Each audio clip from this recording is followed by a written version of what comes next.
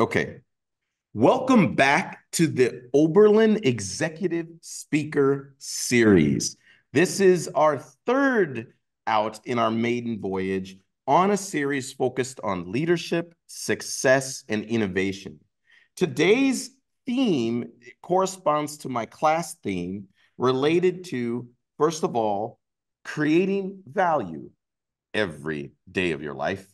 And if you're used to that, you should create value every day. And you should definitely make sure you create value for your community, not just your job, your brother, your sister, your mom, your dad, whoever is out there, and you will never be forgotten.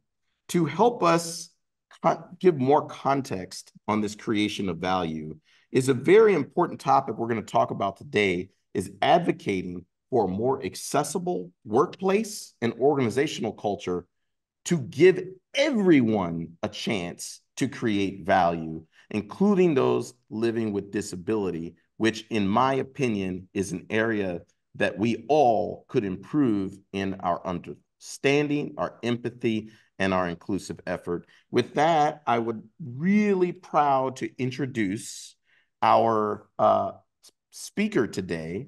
He's a dear friend of mine. His name is Michael J. Kalberer of Michael J. Kalberer Presents. He is a leader in the area of entrepreneurship in the New York area. He is a public speaker and an advocate for accessibility and a fair, let's say, equivalent operating system for all companies to be inclusive for all people. Michael, you are a special man to me. You are a fellow Gulls fan, go Gulls, and I'm really excited to have this conversation with you. Welcome to the Oberlin Executive Speaker Series. Thank you, Doug, and good morning, everybody. Okay, so Michael, let's first start off with a little introduction. Now, could you tell our listeners, either in the recording or my special student in the room, I'm going to give you a lot of shout outs for this. Could you tell them more about yourself and kind of what you're doing, kind of where you've been and how you've gotten here?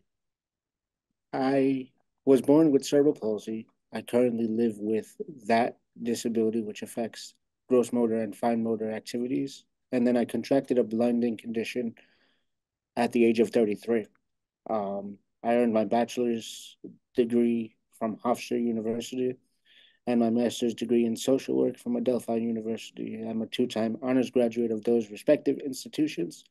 And I started my company, Michael J. Kalberer Presents, in 2020, trying to help young um, entrepreneurs and business owners, as well as people who may aspire to work in careers with people with disabilities, work directly with us, how to become better at providing communication etiquette, how to better address me and a person with a disability from both a social context and a business context.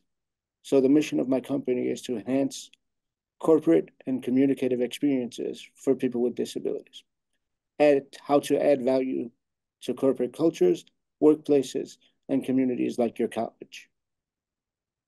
Fantastic. And, Michael, one thing that I really, really like about you is your perseverance in and your optimism despite certain challenges that would set back a lot of individuals. You stuck with it. Now, you've worked also with certain organizations such as the New York Commission for the Blind and a few others. Could you talk about some of the universities and other organizations you've worked with? Right. Other universities and organizations that I've worked with in the context of helping people with disabilities reach the workforce or reach their professional and personal goals are Baruch College, the New York State Commission for the Blind, Adelphi University, Farmingdale State College School of Nursing, Oberlin College now, thanks to you, Doug, and several other California schools are knocking on our doors trying to collaborate with me as well.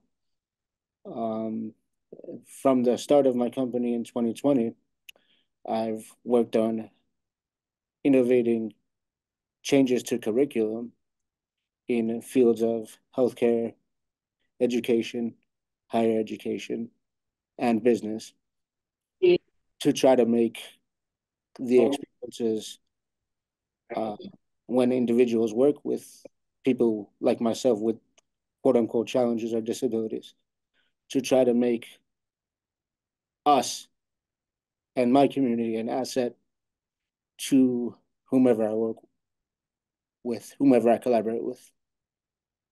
This is excellent, Michael. If you have to forgive my ignorance, but I'd like you to kind of articulate a little bit. So, whether we're talking about an organization, whether we're talking about faculty like myself, whether we're talking about students, all of us, whether we realize it or not, are living and coexisting with individuals living with a disability. How do you perceive that we could help them deliver more value by opening up our own hearts and minds as to how we can make changes to make a workplace culture more accepting for them? The first thing you did when you introduced me was saying hi to me. So many people will often say hi to the person accompanying the person with a disability and treat that person as though they are the person seeking the job or seeking the communication or the one that needs services rendered to them. I can represent myself as many people with limitations can, but in this overly sensitive, politically correct world, people try to do the correct thing and they think they're doing the correct thing by talking to the person that accompanies me. But what they're actually doing is reinforcing the various stereotypes that they intend to remove. Mm-hmm. As soon as you can say hi to me, we can do business and know the purpose of our interaction. If the purpose of our interaction is for me to teach college students, as you introduced me when you were going over my brief bio and accomplishments, that immediately establishes my credibility with my audience. Mm-hmm. So, in whatever sector I present to, in whatever sector I work with, it's always talk to me and the person first language. Michael has a disability. Michael is not the guy in the wheelchair. Mm-hmm. Michael lives with blindness. Michael does have cerebral palsy. It's part of me.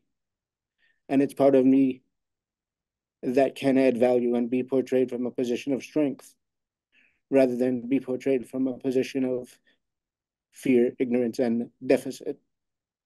Um, to the students on this platform with us today and the student in the room, know your strengths and don't allow people to make assumptions about you that you can't counter. Effective communication starts with all of us.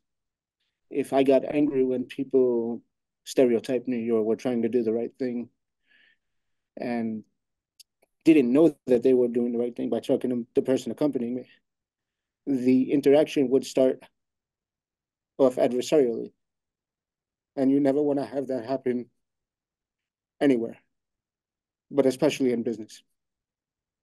I agree, Michael. In business, keyword is about a mutual beneficial transaction. My comment is anyone living with a disability, an underrepresented minority, anybody that suffers from the gender disparity divide, in my opinion, good business doesn't start until there's mutual respect. And Right. I really appreciate you sharing your perspective. But I actually want to open this up even more. So you don't know, to those listening, I have a 40 student cohort, and they're undergraduates at Oberlin, some of Oberlin's finest, I got to tell you.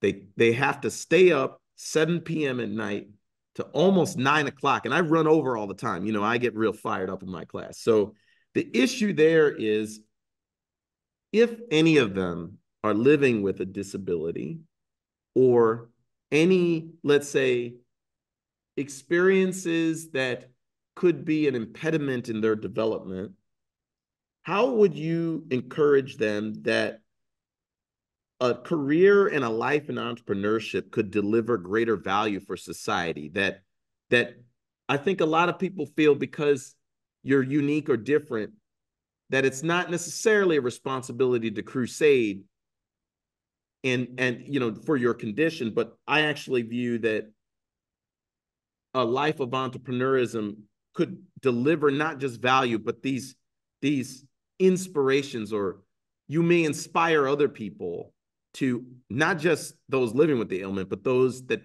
may have some ignorance to it. So would you mind talking a little bit about how a life of entrepreneurship could deliver value for the greater society? For me, entrepreneurship opened up so many doors and created so many opportunities. As soon as I became comfortable with my blinding condition, when I was diagnosed with it, my perspective on it could have gone one of two different ways. They're both extreme. I could have shut myself in and quit, or I could have realized, okay, what do I do well? Speaking, interacting with others. Let me open up about it. Let me control how the narrative is dictated by dictating the narrative.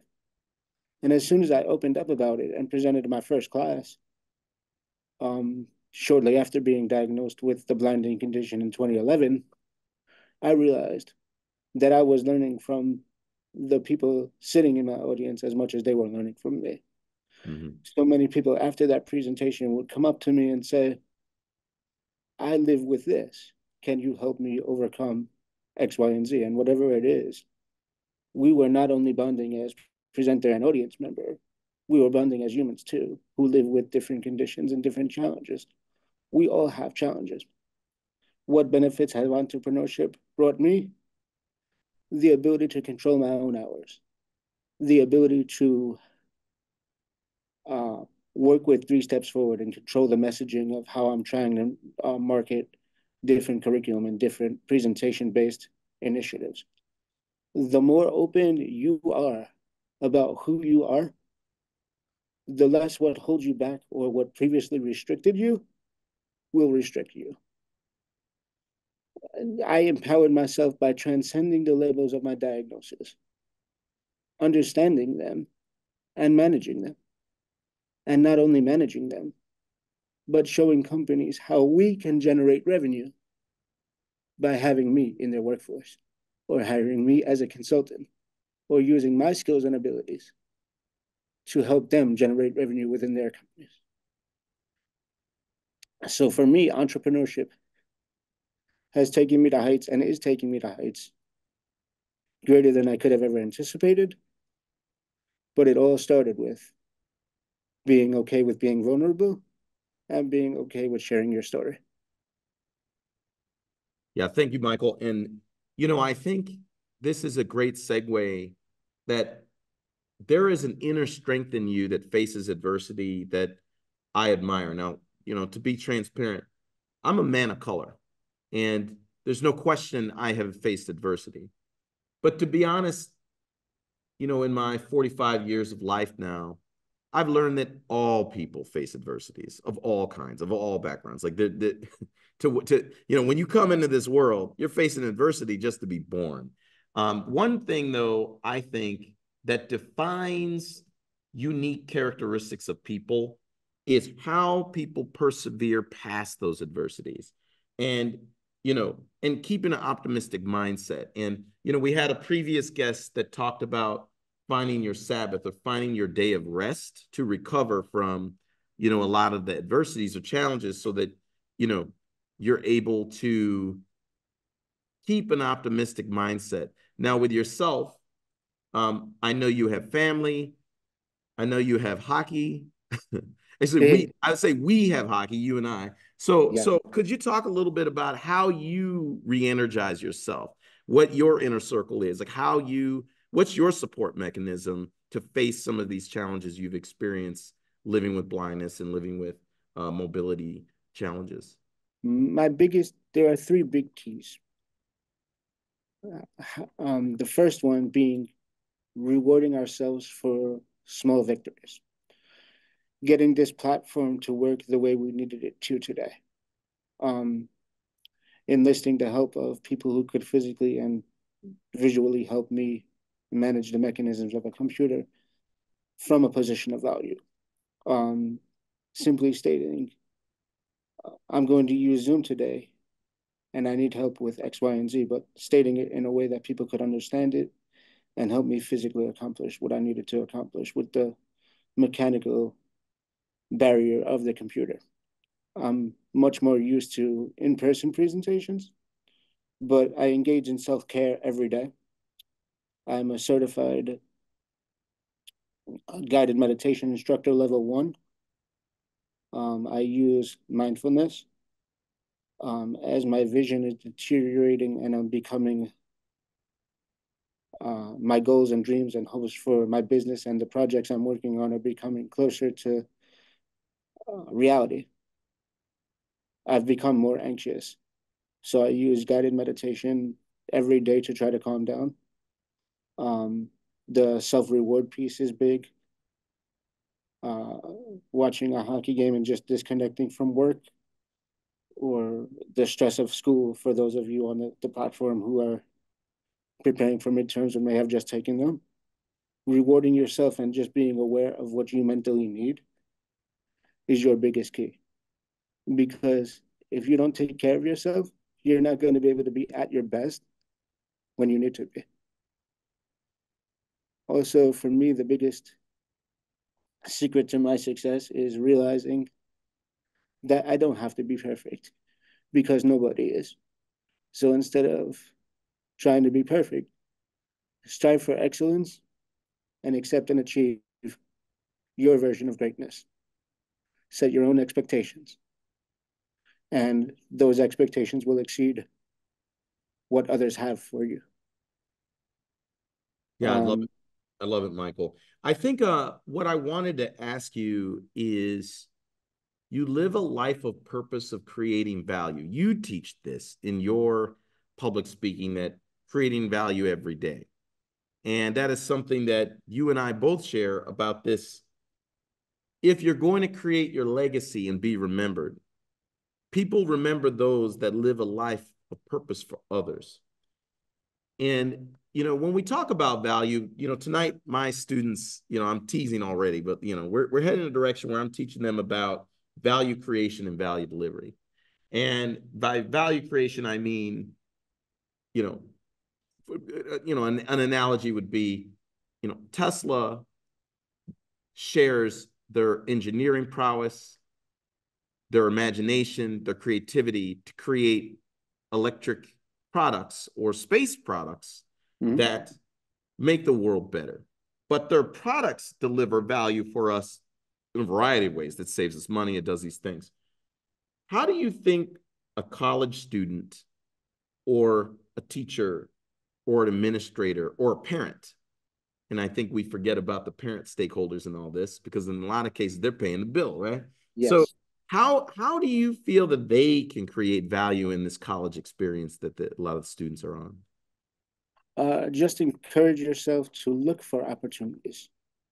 Connect with your classmates and community at Oberlin or whatever college you attend or whatever community you interact with, more than just with devices.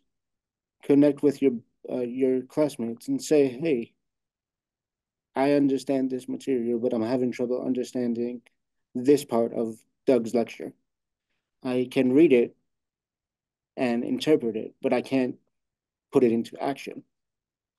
Um, Understand the concept of humanity, understand the concept of community, and interact with that perspective. Become comfortable with getting uncomfortable. I said earlier that I became comfortable with being vulnerable.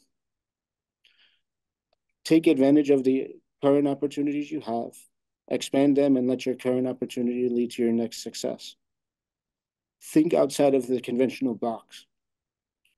Don't be afraid to use your personal experiences, those little triumphs, those adversities that you've overcome to show how you can add value. Join extracurricular activities. Respond to positive social media posts. I became involved with Doug's company because a colleague of his stated that they were looking for people who needed online marketing help or digital media help. And I responded to a Facebook post from Tracy, who works for Doug's company, And now I'm a client of Doug's company working on several projects with Doug and 3 Steps Forward and Twist of Fate, etc. So let your current success lead to your next opportunities, but take advantage of the college environment that you have in front of you. Look for opportunities, look for activities related to business, related to entrepreneurship. Start an entrepreneurship club if you'd like, but look for those socialization opportunities that allow you to reward yourself and expand your horizons. Yeah, I love it, Michael. And we're definitely talking about getting connected a little bit more than a college party, right? Like we're talking about Right. adding value and intellectual value. And I love Right. all the points you raised there. So another one I want to talk about is many of my students are, they're on the, I don't know if some of my students have seen Batman Begins, but to make a superhero, to become legend, you go on a journey. And in that, Bruce Wayne went on a journey to find himself. And sometimes, it takes you far beyond the pools that you were, originated in. But in many cases, it takes some type of inspirational person or mentor or sponsor or someone that is a coach or somebody that made you great. And Michael, what I want to ask you, um, given the extraordinary life that you've lived, did you have a person of significance, a mentor or sponsor, or someone that you admired that helped you on the path? And how did you Several. find them? That's the key. How did you find them? Because that's what the students need to know, because they need to find someone who'll make them great. Um, I had several mentors and people along the way. Parents and family and friends raised me as a person with a disability, not a disabled person, shaped my outlook in business. Henry Viscardi, who started my high school from a garage um, in the late 60s, early 70s. It wasn't popular nor legally required for people with disabilities to attend school. The gentleman, Henry Viscardi, started a school for individuals with disabilities when it wasn't popular or mandated to do so. He took a chance. From that chance, his institution of higher learning and technology center has educated thousands of individuals with disabilities. Um, and take those chances. People who inspire me now, um, Stacy Sykes over at Hofstra, who was my first business coach and mentor. Lauren Lanakis over at Farmingdale State College, who I can bounce ideas off of to present to nursing schools. Um, Working with Tracy and Doug and the people at 3 Steps Forward has been a big source of inspiration and allowed me to recharge my entrepreneurial battery, if you will, and create new opportunities.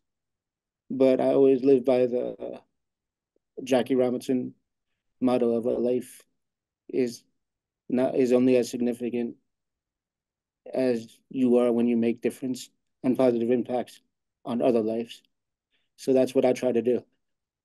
But the people who have inspired me are far too numerous to mention. So I just find sources of inspiration from every new opportunity and every day, or try to. That's excellent, Michael. And then, you've already started on the entrepreneurial journey. And, one thing that my class I'm trying to do is to really make my students rattle cages. I'm not just talking about getting a job. I mean, being a change agent in the system, change for positivity, definitely. And, one thing on delivering value, you have to create, I definitely advocate for this. I'm not training them to make clickbait or some toxicity on social media. It's kind of more, how are you going to go out and create some unique value that is going to make the world better? Now, you have a company, MJK or Michael J. Kalberer Presents, and your audiences are universities, corporations, associations, or advocacy groups. What is it that your company does to create value for them? I'm just curious if you could uh, give some My context for that. my company can give team building workshops, corporate trainings, keynote speeches, innovate curriculum ideas, enhance existing curriculum within universities for those of you at Oberlin taking Doug's business class, I can teach you literally how to work with a person with a disability. One of you could potentially become my online marketing manager to supplement what Tracy's doing as a student intern. I would teach you skills on how to work with the blind to help you understand how I use LinkedIn, Facebook, business related platforms that allow me to promote my business. I could teach you how to post marketing posts. I could teach you what would sell or have a more positive impact on your respective business than what may not, based on language you use, based on attention grabbing language, based on aesthetics, the quality of your message, being brief and concise as opposed to flowery and less concise. To the point messaging is what I do. I've taught audiences of nursing students literally how to take blood from a person living with spastic quadriplegia. I've taught technicians in ophthalmology offices in several settings how to take an eye exam from somebody who's spastic by explaining my condition and how it's going to interact and may negatively affect the completion of a task. Always look for your opportunity to add value and make sure your value proposition is the application of a tangible skill or skill set rather than just words. The words will get the attention. The actual action of having a nursing student take blood from me or help me transfer onto an exam table, as I've done, or administer an EKG to a person in a wheelchair. Teach the practical application of the skills and then demonstrate them. And then you'll get the business deals that you want to achieve that will allow you to generate revenue. The demonstration of skills, career-based skills. This is great, Michael. I actually I want to get a little provocative, you know. I tend to do this, right? So I feel that we're at a crossroads in America right now, that there's a lot of misinformation, disinformation. There's a lot of some people not being heard, and maybe some people being heard a little bit more than we all prefer. And my comment on that is, I think that the term or the perspective of having a diverse perspective, an inclusive perspective, which is diversity and inclusion, somehow became political. Now, for me personally, I'll say this. If you accept diverse audiences in business, if you accept diverse audiences of different shared experiences, that's a competitive advantage.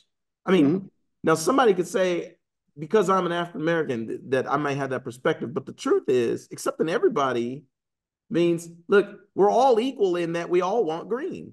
So, you know, I'm very interested by money is what I'm referring to. So, Michael, from your perspective, why do you feel that having a diverse and inclusive perspective, especially to those also living with a disability, has become somewhat political? Like, and it's not like, why wouldn't we just say, hey, this all makes sense? What do you think are some of the barriers we're facing? It has, there's a lot of barriers in my instance. And the biggest barrier is that DEI, or diversity, equity, and inclusion, did come for political gain. It, the economic prosperity, if you will, that companies that employ diverse workforces from position of strength are benefiting from did not come straight from altruism or the desire to prosper financially. Um, through advocacy, some of which has been more effective than others, and even some negative attention being attention, negative publicity is publicity also. The horrible instances of what happened to George Floyd and others that I won't go down because I don't want to get political. Negative attention can be attention as well. but it working with people from a position of strength and allowing them to add value to your workforce shouldn't have been a political thing, but it did start out to be. Well, there's certain people that view it that way. But I will say that to me, um, I just can't help but get behind the idea of gender inclusive, racial inclusive, national inclusive, living with a disability inclusive perspective.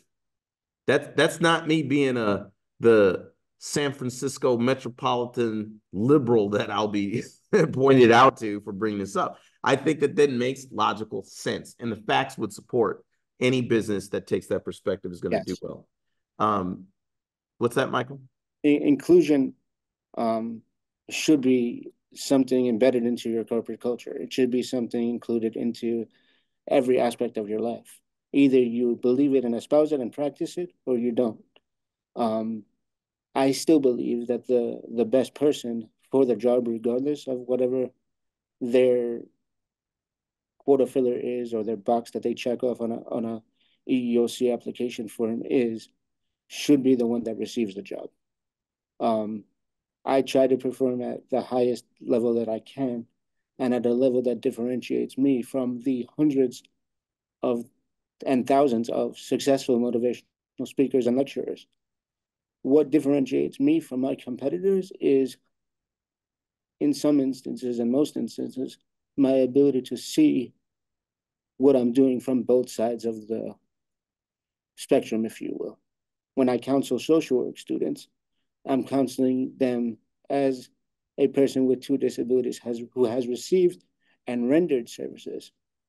I've received mental health help from social workers, from counselors, but Mm-hmm. I've also counseled.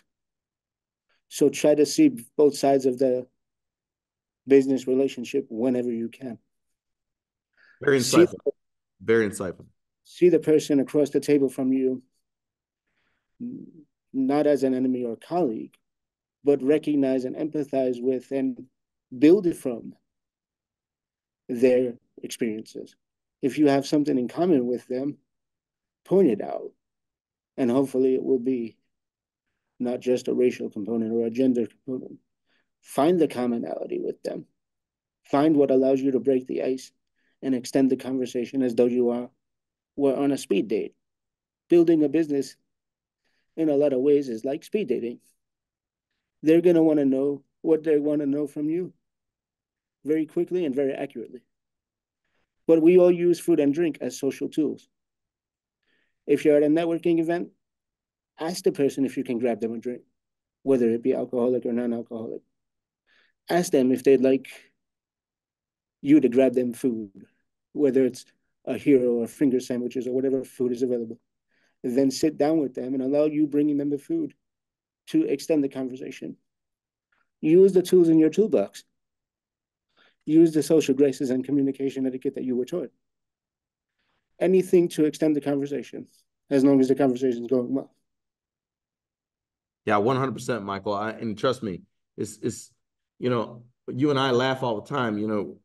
It's a whole lot easier to have a business conversation down in Gulls Arena giving somebody a beer. But I got to say to my undergraduate students that are on this thing, I am not advocating for you to be underage drinking. Like, do No, not do no. that. Do not do that. But his point still reigns true that food, culture, common experience can bring people together.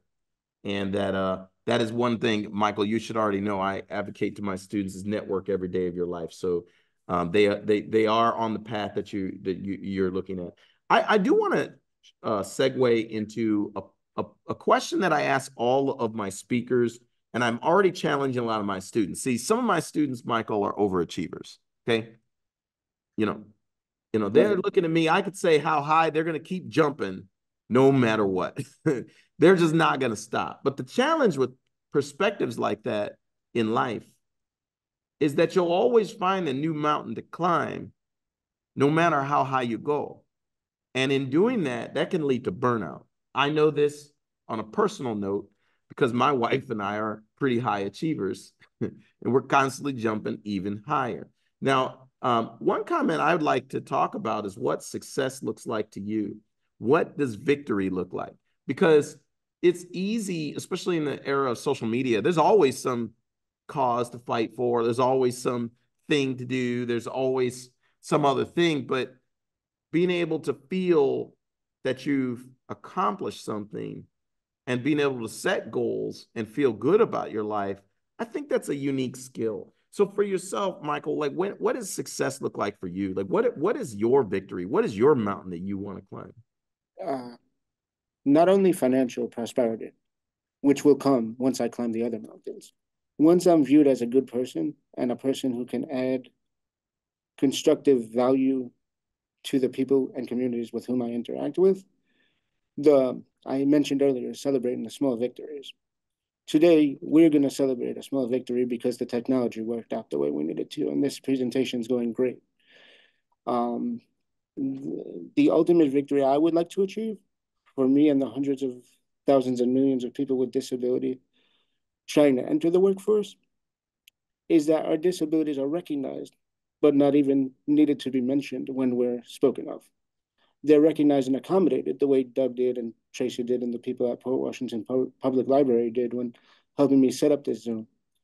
But I want people to leave my presentations and workshops and curriculum and wherever I present, understanding that I use a wheelchair, understanding that I was blind, but having that be the last thing they mention when they talk about my presentations. Gotcha. And you know, one of the last thoughts here that I would love to share, this series is about helping the community of Oberlin, the parents, the teachers, the students, the faculty. Are there any suggestions or, you know, recommendations you have to the community of Oberlin on how they can create value every day from your perspective? Just continue to stay aware of your environment. Continue to stay aware of diversity and don't be afraid of it. View it from a position of strength, as Doug does, and your faculty continues to. Don't be afraid of technological advancements. Don't be afraid to change perception and societal paradigms, and encourage your students to continue to think critically. Don't become part of a think tank that says the status quo is okay, because the status quo is good, but we can always strive for excellence and accept and achieve greatness and do it together. Incorporate diversity and just don't do one workshop a year where you can check a box. Live it every day and encourage your students to apply the information they learn in their classes critically. Think critically. Think of the ramifications and consequences, both positive and negative, of your actions. So if my If you students, if is you party, if you party instead of studying hard, know that you might not get the grade on paper or the paper or the exam that you want. But everything we do and say, and everything we don't do and say, communicates something about us. So make sure that your communication allows you to create the legacy that you want to create. Your communication and your actions have your name on them. My company literally has my name. I am my company. You are your product. But before you can sell your product, you have to accept, believe in, and be confident in yourself. You have to personify what you believe in and be able to take the bumps and bruises and the half yeses and the maybes that any businessman or business person is going to take and transcend them. Empower yourself by transcending the labels that society or conditions you live with may have put on you. But let people see you for who you are. And in order to do that effectively, you have to see you for who you are every day of your life. Michael, the concept of transcendence, the concept of embracing technology, the concept of letting people see who you are, I am all on board. I'm eating this all up. And let me tell you another thing. I'm working my people to embrace these things. And a funny point, we talk about like I'm not allowing any AI discrimination in my class. Like you'll listen to their music, you'll have them do your homework, but you wouldn't vote for an AI president. That's a nod to a future class that I'm going to have about the rise of AI. But Michael, we really appreciate your inspirational perspective on all these things.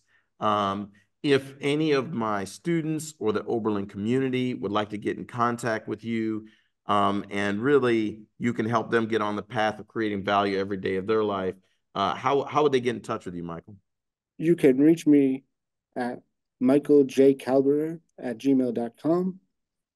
You can also reach me through my website, which is michaeljkalbererpresents.com.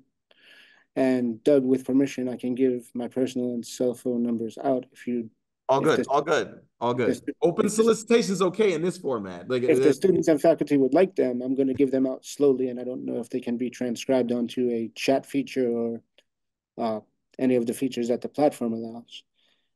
Business telephone number 516-414-8172.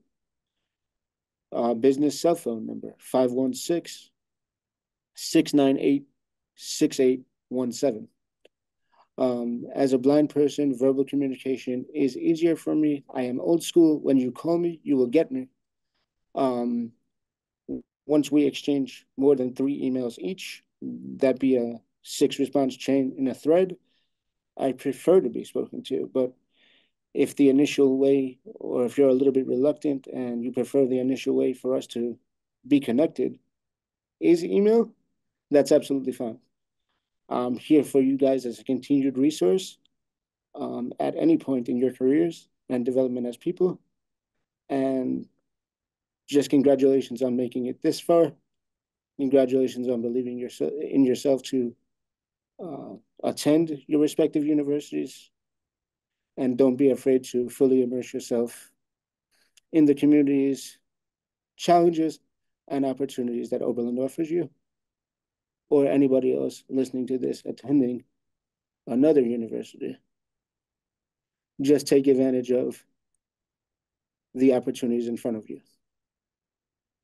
Yeah, I love it, Michael. And let me say this: we at Oberlin, I want to encourage the faculty, in particular, and the leaders of Oberlin, to consider reaching out to you as a resource. I mean, they have an amazing accessibility office for anyone living with a disability. But Michael, one thing I know about you, there's a lot of enabling technologies that aid you in terms of reading email, transferring information from a text-based format to either an audio format or format that you understand, that you're you are a pinnacle user of these type of technologies. You use them on an everyday basis. So I will encourage the community to do that.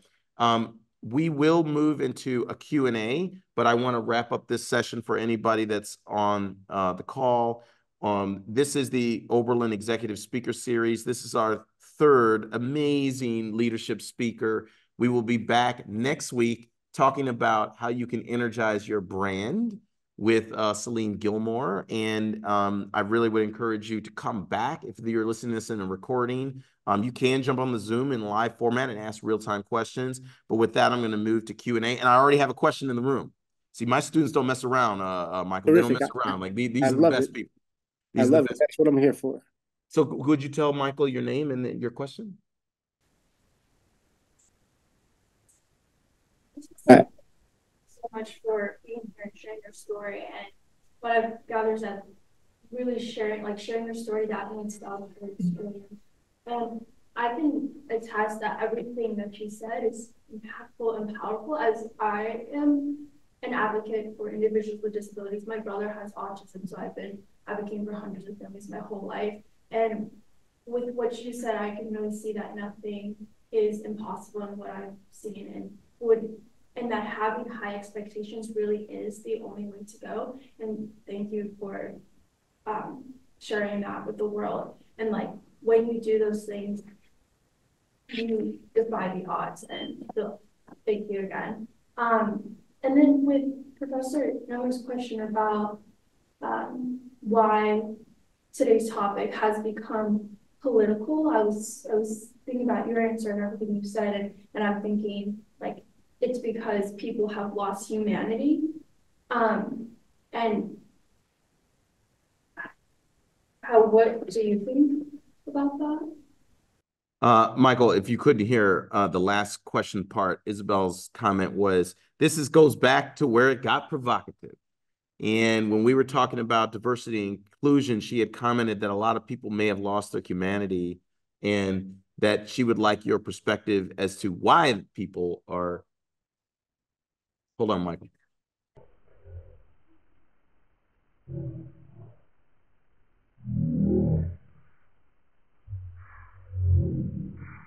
Sure. But yeah, no, I understand. So her comment is, my question was why that this DNI or a DEI got political. You gave some views on that, but her perspective was that in some way, somewhere along the line, I do agree with you, by the way, that people lost their humanity or humanity as we knew it, and that she would like to know your perspective on that. Like, do you have an opinion on, that there's some ethical thing that changed in us at some point in time, and Yes. what are your views are on that? Isabel, thanks for your comments, and the question is great, and your perspective on it is 100% spot on. I don't know when it was. I think the pandemic had a great deal to do with people in the corporate world and people in the world in general losing their humanity, as you put it. I think some segments of society, when they feel vulnerable, will immediately attack, as opposed to asking for help and seeing how they can add value. I think discrepancies in healthcare and remedies for the vaccine, in terms of healthcare disparities, in terms of vaccine availability, or even from the perspective of public safety, when did it become okay to just open fire on a crowd of people, as we recently saw with the Kansas City Chiefs parade and numerous mass shootings since over the past 8 to 10 years or so, or even 4 years, or even this year. I don't know when we stopped valuing the sanctity of life, but I think that I know for me personally, the responsibility lies with me to make sure that my communication is as effective at practicing what I preach and valuing people, and valuing humanity. The responsibility lies with me. I can't control people's reaction to me. I can only control my effort, my attitude, and how I treat them. So just treat every opportunity as though it is your time to shine. Treat it as though it is what you want for your future. Value it, protect it, embrace it, but don't over pursue it. Just treat people the way you would want to be treated and pray that it comes back to you. But I don't think society has lost its human compassion. I think that the concept of how media portrays news and what sells in society today, or what will get you the clickbait that Doug referred to earlier, is over sensationalized. I think we're inundated with information, and information becomes power. But how we use the information and the technology at our fingertips can state a lot about us. I always want to interact with people from the perspective of what's the best thing that can happen in this interaction, but make sure the worst thing in this interaction does absolutely no harm. Most people, when dealing with me, are very, very compassionate. They want to do the right thing. I just help them to know what that is. And they help me know what that is by what our mutual goal is, by what the purpose of our conversation is. What are we trying to get done and how can we do it? As opposed to we can't do this because of X, Y, and Z barrier, whether it's my wheelchair, my blindness, or a racial difference or a disparity. I don't see difference. I see how we can come together and accomplish. I recognize difference, but I don't see it as a barrier. I see it as a strength. Yeah, thank you for sharing, Michael and Isabel. I really appreciate that question. My encouragement to you, I love the fact that from your perspective, this platform affects you quite personally because your brother is living with autism. But my comment is, I want to see him in my class. I want to see him here in Oberlin. I want to see him in college. Yeah. Like that doesn't mean that he can't be a beacon of hope for others. So good for you. Good. I mean, I'm really proud of you. He can and will be, with your support, the best version of himself that he can be. Hold on, Michael, she has something to say. People actually have said that about him because, like, he has inspired a bunch of people. So he actually is now sponsored by like Hawaii tours around the world, raises money for a whole bunch, raises millions of dollars for different causes, and he like inspires, and we like share his story, and like that's why I believe like the power of storytelling is like a huge thing. So when you say like no one, like when you talk about barriers, like I kind of like understand that, and I really appreciate you sharing. Yeah.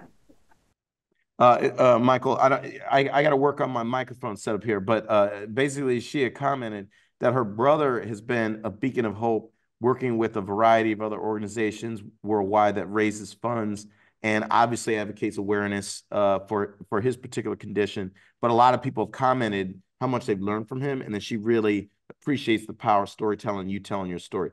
I hope you took his information down. Maybe you want to put Michael and your brother together because, again, cooperation is the greatest thing. So maybe they can get together and figure out some things to, inspire others. Thank you. Thank you for your comments. May blessings continue to come down on you and your brother, because the work that he's doing is necessary and well deserved and deserves to be noted. So I would love to collaborate with you at some point. Same with you. Yeah, she feels the same way about you, Michael. So with that, there was a computer, and I know that there's some group viewing that happens on campus here where people call in from like other halls and stuff. They had to go. Obviously, the lunch hour is coming up. That's a tough time block, as I understand, but that's okay. We're gonna keep this thing going. Michael, I really appreciate you. Kudos to you. Please express my thanks and gratitude to the New York Library there that got you on the call. Your family, your cousin, like let them know, hey, Doug says, pat on the back, gold star to you guys. And then obviously, Michael, we will continue this journey together. Thank you for joining today. Thank you for the opportunity, Doug, and it's always a pleasure. Appreciate it. Yep. Likewise, my friend. Okay, we're gonna wrap this up. We'll be back next week. I hope to see more of you. And kudos to you, my friend. Hey, that's my class 118, right? Like 118. I'm gonna maybe get some T-shirts for these guys. I want them to really remember this experience with me. But thank you, Michael and Isabel, and everybody that's watching, or in the future, if you're watching on this recording. This is the Oberlin Executive Speaker Series. Take care. Bye.